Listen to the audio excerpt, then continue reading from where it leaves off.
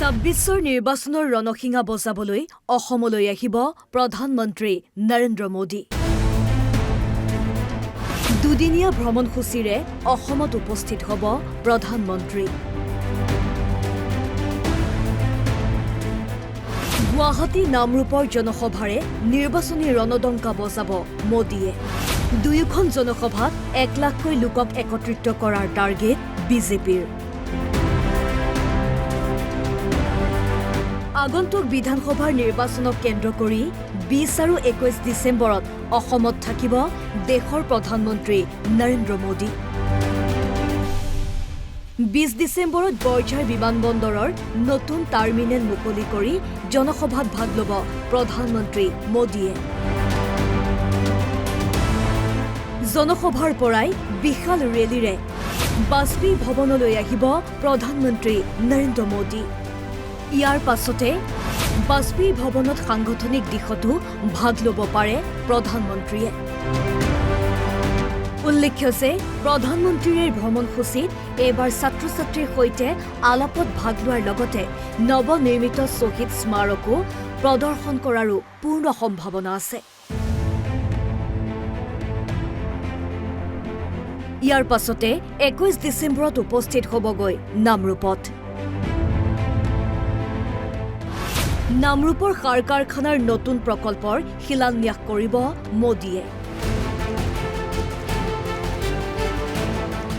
১০,০০০ কোটি টকাৰ ব্যয় সাপেক্ষে নিৰ্মাণ হ'বলগীয়া নামৰূপৰ চতুৰ্থটো সাৰ কাৰখানাৰ আধাৰশিলা স্থাপন কৰি বিশাল জনসভাত অংশগ্ৰহণ কৰিব প্ৰধানমন্ত্ৰী নৰেন্দ্ৰ মোদীয়ে।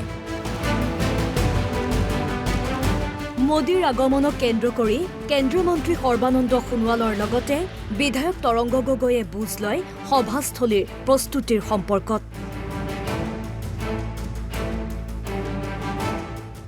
নামৰূপত চতুৰ্থটো প্লাণ্ট ১০,০০০ কোটি টকাৰ বিনিময়ত চতুৰ্থটো প্লাণ্ট নিৰ্মাণ কৰাৰ শক্তিশালী সিদ্ধান্ত ল'লে।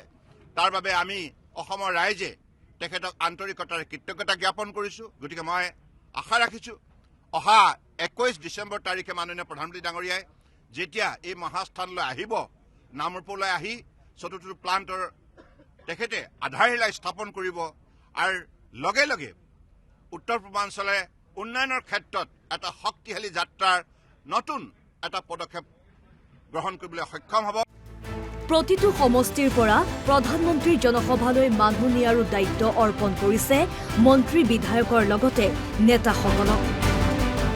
শুকুৰবাৰে মুখ্যমন্ত্ৰীৰ উপস্থিতিত এই দায়িত্ব ভগাই দিয়াৰ পাছতে মোদীৰ জনসভা সফল ৰূপায়ণৰ বাবে কাম কৰিছে বিজেপিৰ মন্ত্ৰী বিধায়কৰ লগতে সাংসদ আৰু নেতাসকলে।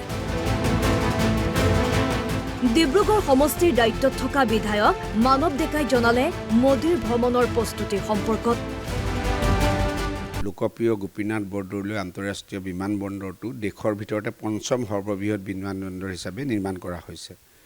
উক্ত বিমানবন্দৰটো ২০ তাৰিখে মোদী ডাঙৰীয়াই ৰাইজলৈ উচৰ্গা কৰিব, যিটো নৰ্থ ইষ্টৰ কাৰণে গেম চেঞ্জাৰ হিচাপে বিবেচিত হ'ব। আপোনালোকে নিজে দেখিছে ইমান ধুনীয়া এয়াৰপৰ্ট, মানে বিশ্বৰ ভিতৰত এটা ভাল এয়াৰপৰ্ট হ'ব। তাৰ পিছদিনাখন তেখেতে নামৰূপত সাৰ কাৰখানা নতুন প্ৰকল্পৰ ভূমি পূজন আৰম্ভ কৰিব।